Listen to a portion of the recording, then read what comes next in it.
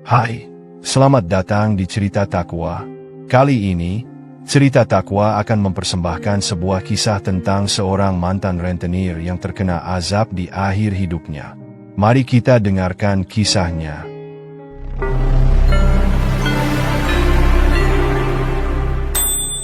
Cerita Takwa. Di sebuah desa yang terpencil, hiduplah seorang rentenir bernama Pak Harun. Ia dikenal sebagai sosok yang kejam dan tidak berperasaan. Selama bertahun-tahun, ia meminjamkan uang kepada orang-orang yang membutuhkan, tetapi dengan bunga yang sangat tinggi. Semua orang di desa takut padanya, dan tidak ada yang berani menolak permintaannya. Harun merasa berkuasa dan menikmati ketakutan yang ia timbulkan. Ia seringkali mengancam para debitur dengan kata-kata kasar, bahkan menggunakan kekerasan jika mereka tidak membayar tepat waktu. Rasa takut ini membuatnya semakin berkuasa di desa, dan ia merasa tidak ada yang bisa menghentikannya. Dengan kekuasaan yang ia miliki, Harun terus memperluas bisnisnya, tanpa memikirkan dampak buruk yang ditimbulkan. Pak Harun tidak segan-segan menggunakan kekerasan untuk menagih utang. Ia sering mengancam para debitur dengan kata-kata kasar dan intimidasi. Banyak orang yang terpaksa membayar utang mereka meskipun mereka tidak mampu, hanya untuk menghindari amarahnya. Rasa takut ini membuatnya semakin berkuasa di desa, dan ia merasa tidak ada yang bisa menghentikannya. Ia bahkan pernah mengancam seorang ibu yang tidak mampu membayar utangnya dengan mengatakan bahwa ia akan merusak rumahnya. Kejadian-kejadian seperti ini membuat masyarakat semakin tertekan dan tidak berdaya. Mereka merasa terjebak dalam lingkaran utang yang tidak ada habisnya, dan banyak yang terpaksa menjual harta benda mereka untuk melunasi utang kepada Harun. Keluarga Pak Harun pun merasakan dampak dari sifatnya yang kejam. Istrinya, Siti, seringkali menangis karena perlakuan kasar Harun, dan anak-anaknya, Rina dan Budi, merasa malu dengan tindakan ayah mereka. Mereka tidak betah tinggal bersamanya, merasa tertekan oleh sikap Harun yang selalu mengutamakan uang dan kesenangan. Siti berusaha untuk berbicara dengan Harun, berharap ia bisa berubah, tetapi semua usahanya sia-sia. Rina dan Budi, yang masih remaja, merasa hidup mereka hancur karena perilaku ayah mereka yang egois. Mereka seringkali berdoa agar ayah mereka menyadari kesalahannya, tetapi Harun semakin terjerumus dalam kesenangan dan kekuasaan yang ia miliki. Pak Harun sangat suka berfoya-foya. Ia sering menghabiskan uangnya untuk berpesta dan bersenang-senang, mengabaikan tanggung jawabnya sebagai kepala keluarga. Siti merasa terasing dan tidak betah tinggal bersamanya. Rina dan Budi, yang masih remaja, merasa hidup mereka hancur karena perilaku ayah mereka yang egois. Mereka seringkali merasa malu saat teman-teman mereka mengetahui siapa ayah mereka. Siti berusaha untuk menjaga keharmonisan keluarga, tetapi semua usaha itu sia-sia. Harun lebih memilih menghabiskan uangnya untuk minuman keras dan hiburan, sementara keluarganya menderita dalam kesunyian. Keluarga ini semakin terasing, dan rasa cinta di antara mereka mulai memudar. Suatu hari, seorang petani bernama Ahmad datang untuk meminjam uang. Ia sangat membutuhkan modal untuk membeli bibit padi. Namun, Pak Harun menolak permohonan Ahmad dan malah menawarkannya pinjaman dengan bunga yang sangat tinggi. Ahmad terpaksa menerima tawaran itu meskipun tahu risikonya, karena ia tidak memiliki pilihan lain. Dalam hatinya, Ahmad merasa terjebak, tetapi ia tidak bisa membayangkan konsekuensi yang akan datang. Harun merasa puas karena bisa memanfaatkan kesulitan orang lain. Ia tahu bahwa Ahmad tidak punya pilihan lain dan akan terjebak dalam utang selamanya, membuatnya semakin berkuasa. Ahmad berdoa agar bisa melunasi utangnya sebelum terlambat. Ahmad terpaksa meminjam uang dari Pak Harun meskipun tahu bahwa ia tidak akan mampu membayar kembali. Pak Harun tersenyum sinis, merasa puas karena bisa memanfaatkan kesulitan orang lain. Ia tahu bahwa Ahmad tidak punya pilihan lain dan akan terjebak dalam utang selamanya, membuatnya semakin berkuasa. Setiap kali Ahmad mencoba untuk membayar, Harun selalu menambah bunga utangnya, membuat Ahmad semakin tertekan. Rasa putus asa mulai menggerogoti Ahmad, dan ia merasa hidupnya tidak ada artinya lagi. Ia seringkali terbangun di malam hari, terbayang akan ancaman Harun yang selalu menghantuinya. Dalam hatinya, Ahmad berharap ada jalan keluar dari kesulitan ini. Setelah beberapa bulan, Ahmad tidak bisa membayar utangnya. Pak Harun datang ke rumah Ahmad dan mengancam akan merusak ladangnya jika ia tidak segera membayar. Ahmad merasa tertekan dan tidak tahu harus berbuat apa. Ia merasa hidupnya terancam oleh utang yang tidak terbayar, dan rasa putus asa mulai menggerogoti hatinya. Dalam keadaan terdesak, Ahmad berpikir untuk mengakhiri hidupnya, merasa tidak ada jalan keluar. Namun, ia masih memiliki harapan untuk memperbaiki keadaan. Ia berusaha mencari pekerjaan tambahan, tetapi semua usaha itu sia-sia. Harun terus menekan dan mengancam, membuat Ahmad semakin terpuruk. Kejadian serupa terjadi pada banyak orang di desa. Mereka semua merasa terjebak dalam utang yang tidak ada habisnya. Pak Harun terus menagih dengan cara yang kasar, membuat semua orang merasa tertekan dan tidak berdaya. Rasa takut ini membuat mereka tidak berani melawan, dan mereka terpaksa tunduk pada kehendak Harun. Banyak debitur yang terpaksa menjual harta benda mereka untuk melunasi utang, tetapi tetap saja tidak cukup. Beberapa dari mereka bahkan terpaksa meminjam dari rentenir lain, terjebak dalam lingkaran utang yang tidak ada habisnya. Keputusasaan mulai menyelimuti desa, dan banyak yang merasa tidak ada harapan lagi. Pak Harun juga tidak segan-segan memanfaatkan keluarganya sendiri. Ia sering meminjamkan uang kepada saudaranya dengan bunga tinggi, dan jika mereka tidak mampu membayar, ia akan mengancam untuk memutuskan hubungan keluarga. Semua orang merasa terjebak dalam cengkeraman Harun, tidak ada yang berani melawan. Siti, istri Harun, seringkali merasa putus asa melihat suaminya yang semakin terjerumus dalam keserakahan. Ia berusaha untuk berbicara dengan Harun, tetapi semua usahanya sia-sia. Rina dan Budi, anak-anak Harun, merasa tertekan dan malu dengan perilaku ayah mereka. Mereka berdoa agar ayah mereka menyadari kesalahannya, tetapi harapan itu semakin memudar. Istrinya, Siti, yang sudah lelah dengan perlakuan kasar Harun, seringkali berdoa agar suaminya berubah. Namun, Harun tidak pernah mendengarkan nasihatnya. Ia merasa bahwa semua orang harus tunduk padanya dan mengikuti kehendaknya. Keluarganya pun semakin terasing, merasa tidak ada harapan untuk perubahan. Siti seringkali merasa terjebak dalam pernikahan yang tidak bahagia. Rina dan Budi, yang masih remaja, merasa hidup mereka hancur karena perilaku ayah mereka yang egois. Mereka seringkali berdoa agar ayah mereka menyadari kesalahannya, tetapi Harun semakin terjerumus dalam kesenangan dan kekuasaan yang ia miliki. Suatu malam, Harun mengadakan pesta besar untuk merayakan keberhasilannya dalam bisnis rentenir. Ia mengundang semua orang, tetapi hanya untuk menunjukkan kekuasaannya. Banyak orang yang datang hanya karena takut jika tidak datang, meskipun mereka tidak ingin berada di dekatnya. Pesta itu dipenuhi dengan minuman keras dan musik yang keras, sementara Harun bersenang-senang tanpa memikirkan dampak dari perbuatannya. Keluarganya merasa terasing di tengah keramaian, tidak ada yang peduli dengan mereka. Rina dan Budi merasa malu melihat ayah mereka berfoya-foya, sementara Siti hanya bisa menahan air mata. Seiring berjalannya waktu, perilaku Pak Harun semakin menjadi-jadi. Ia mulai mengabaikan keluarganya dan lebih mementingkan uang.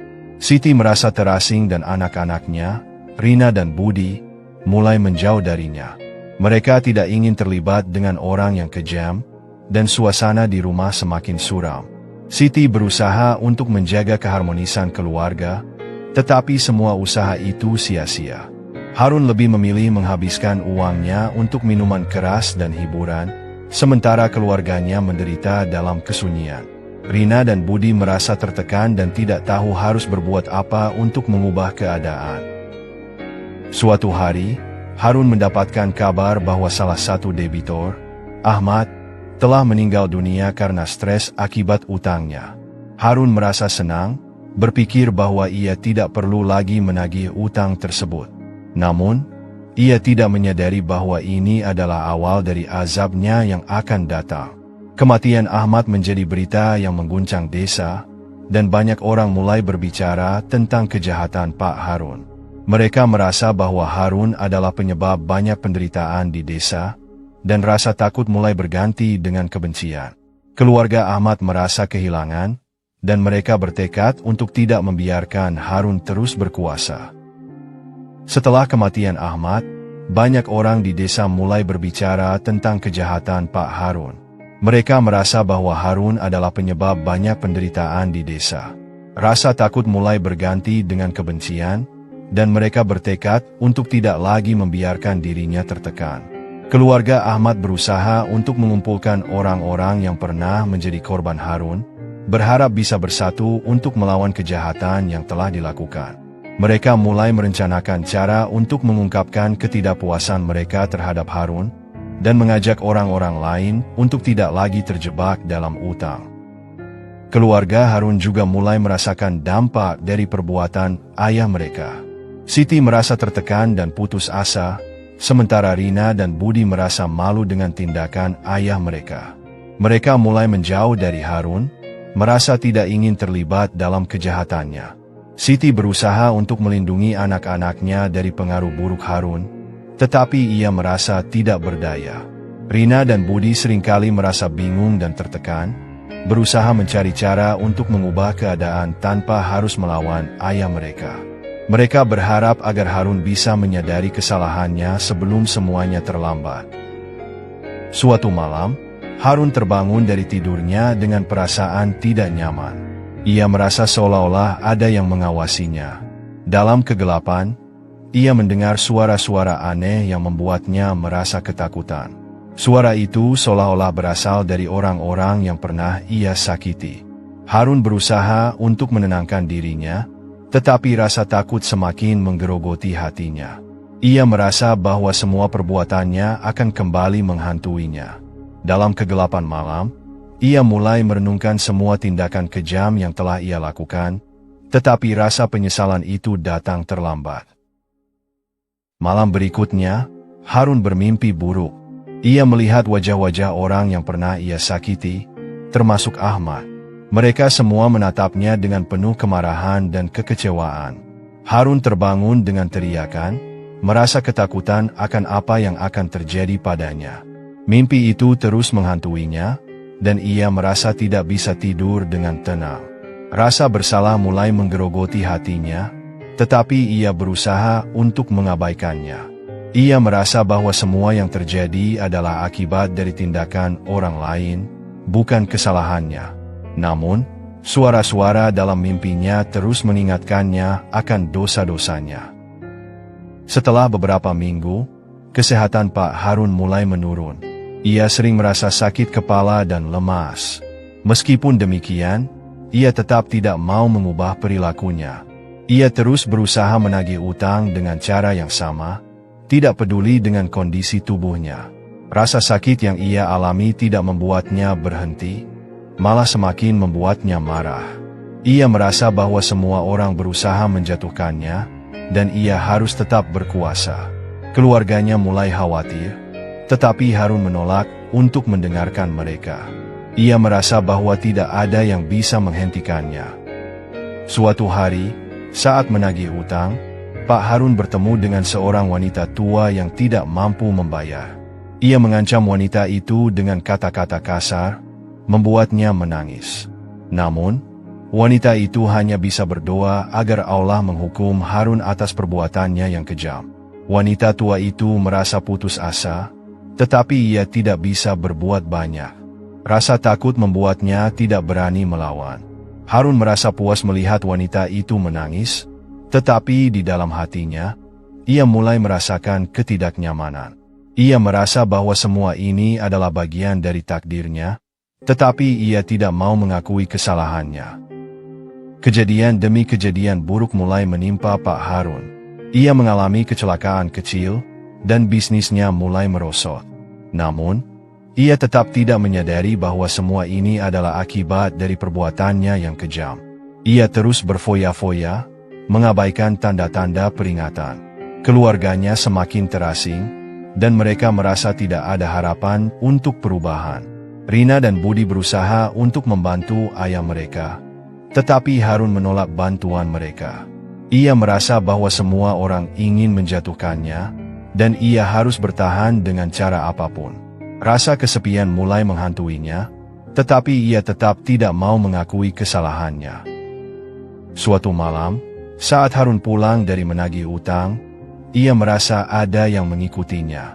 Ia menoleh ke belakang, tetapi tidak melihat siapapun. Rasa takut mulai menggerogoti hatinya, tetapi ia tetap mengabaikannya, merasa bahwa tidak ada yang bisa menghentikannya. Namun, ketakutan itu terus menghantuinya, dan ia merasa bahwa ada sesuatu yang tidak beres. Dalam perjalanan pulang, ia merasa seolah-olah bayangannya sendiri mengawasinya. Rasa cemas ini membuatnya semakin gelisah, tetapi ia berusaha untuk tetap tenang dan tidak menunjukkan kelemahan. Beberapa hari kemudian, Pak Harun jatuh sakit parah. Ia terbaring lemah di tempat tidur, merasa kesepian dan terasing.